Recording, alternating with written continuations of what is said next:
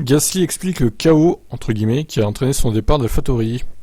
Avait-il l'intention de quitter AlphaTauri avant qu'Alonso annonce son départ d'Alpine? Il a répondu non, mais on suit toujours le marché. À un moment donné, il semblait de plus en plus probable qu'il y avait une chance que Daniel garde son baquet chez McLaren, ce qui signifiait qu'il serait en fin de contrat au même moment que moi, et que nous mettrions tous les deux fin à nos contrats fin 2023.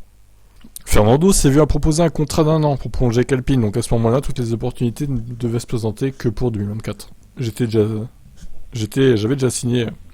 sous contrat, avec AlphaTauri pour aller jusqu'à la fin de mon contrat Red Bull, mais tout a complètement changé à partir du moment où Fernando est parti. Ça a vraiment déclenché tout le chaos qui a suivi, et au final, ce fut un chaos positif pour moi, car ça s'est avéré apporter une opportunité incroyable une collaboration très excitante avec Alpine pour l'année à venir.